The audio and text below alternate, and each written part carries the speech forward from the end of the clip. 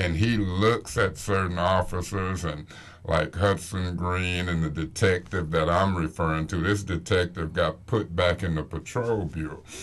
And so when we see all of these type things happening, and we know that Darrell Buchanan is an ally of the mayor, and he communicates about certain individuals at council meeting that he don't agree with, within a day or two or somewhere close by after that council meeting, something happens to this officer or these officers, and it's a pattern there.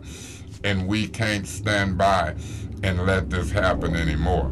Now, once I seen this type of activity happening, and I seen Buchanan and the NAACP involved in it, and I'm talking, to different people in the community like yourself and officers and others, then I did a show about it. And I challenged the NAACP, Buchanan, and the concerned pastors as well to get involved and try to make this thing happen. But they take a passive approach, and they're still trying to work with Don Williamson, and we're 4 years into his term. It's an election going on right now, and right now this guy is campaigning. This new bureau that took over, if I'm right, Hudson Green's job responsibilities, block club and community building that he's done for, I guess, anywhere between 10 and 14 years. This new group, I know a couple of the officers, but one name that keeps popping out is David Dix.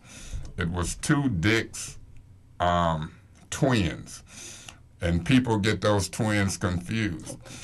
One, I think, has retired now and works for civil rights, but the David Dix is one of the key inspectors moving around in the community. And remember when that first started, the mayor said they would give report cards on other police officers. And then one of them is a major, it's a lady. And so these officers seem to report directly to the mayor. And I would guess whatever they want or whatever they say, the mayor is the acting chief of police now. And that's wrong. So I know the council right now is in a legal tug-of-war trying to get a handle on that police department. And hopefully Darrell Buchanan will not stand in their way. He has been an obstacle for that city council. I started to say it earlier, I'll say it now. He's upset me so much as a person who watches this. I've instituted a recall petition on him in the first ward of the city of Flint. People will vote yes or no on February 27th in order to decide whether this guy stays in the way or gets out of the way. So February 27th, I'm going to be urging people in the first ward to let's help fix the city as we head into this election year. Not only the police department, but we've got bigger and better things to do. We've got to fix the police department so we can tackle crime, because I'm talking to officers in the Detective Bureau, homicides, and the streets talk. We can solve crimes. I've said on this show that there's, and believe me, don't be surprised, Mr. Barnett, if you're in crime watches, there's, at one point we checked, 3,000, I'll say it again, 3,000 complaints open, stacked up, bottlenecked in the Detective Bureau. And that's the bureau that needs fixing.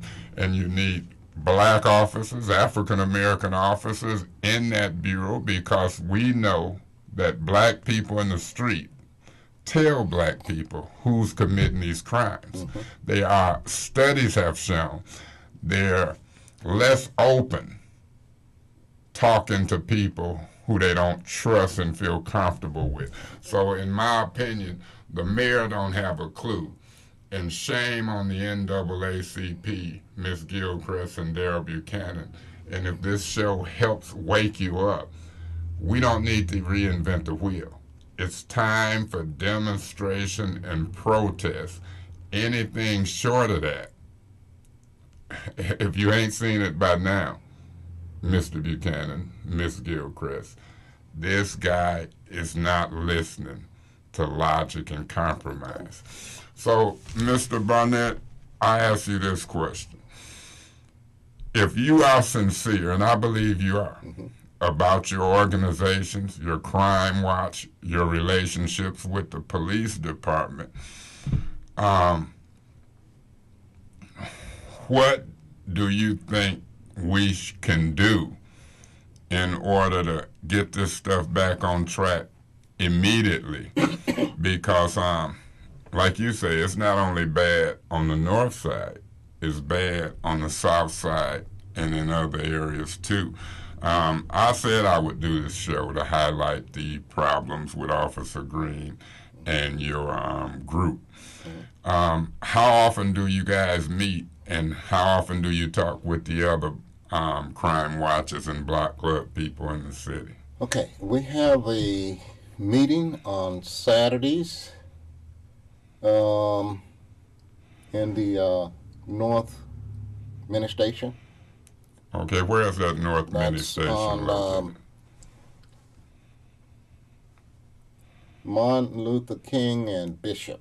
Okay, I know where you're talking about. Okay. Y'all usually meet there each Saturday? Yeah, no, it's not every Saturday. These dates, I don't want to, Okay, around what time? It's at 10 o'clock. At 10 o'clock. 10 o'clock in the morning. And who usually would help facilitate that with the police department? Hudson well, Officer Green used to. So now, have y'all had a meeting since he's been suspended? This year, I think I had one. Was he there then? No, he's not. He's suspended. So. Who was the officer there? Officer, Dix? I guess Dix and was it Dix? Connie Johnson. How did they do? Well, I wasn't there. Okay. I wasn't there. So you wasn't protesting. No, I can't. So you want to work with the No, it wasn't that. Things arose, Okay. so that I just couldn't make it. Okay. But no, I don't have no problem working with anybody, but I don't like the idea of having to start over again. How many days ago did you meet with the mayor on this issue? It's been 2 weeks. About 2 weeks. It's been Did he say he'd get back with you? No.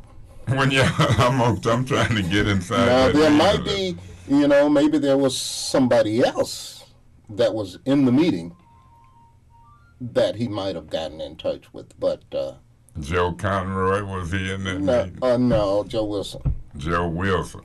Joe